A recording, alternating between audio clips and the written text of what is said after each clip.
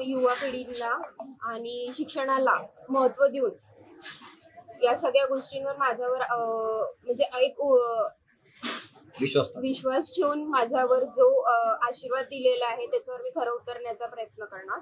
आणि त्याच्यानंतर अमरावती मतदारसंघातील जे कोणते मतदार आहेत लोकसभेतील क्षेत्रातील ते सगळं मागील 10 वर्षापासून त्रस्त आहेत आणि त्यातील युवा म्हणून आजपर्यंत कोणत्याच पक्षाने संधी दिलेली नाहीये। 40% युवा मतदार आहेत पण त्यांचा फक्त आणि फक्त मतदानासाठीच वापर केला जातोय।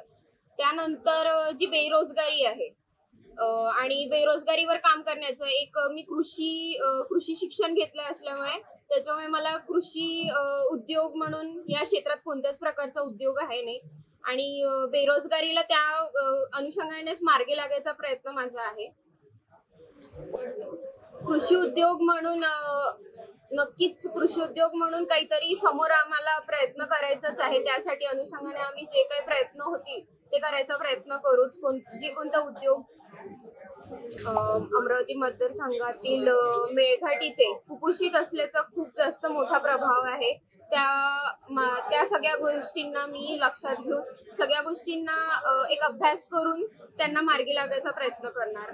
आणि बाकी गोष्टी ज्या MIDC जे सगळे कामं चाललेले टेक्सटाईल म्हणून आणि जी काही बेरोजगारी आहे शेतकऱ्यांची आत्महत्या होत आहेत इथे सगळ्या मोठ्या प्रमाणात शेतकऱ्यांची आत्महत्या केल्या जाते।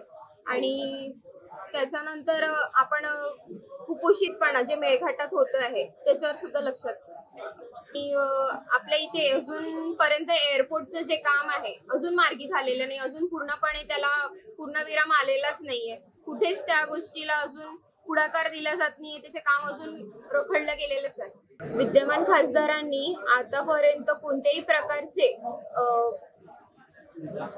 विकास कामांना अजून मार्गी लावलेलं नाहीये। त्या अनुषंगाने मी लढाई लढवून पुढे जाण्याचा प्रयत्न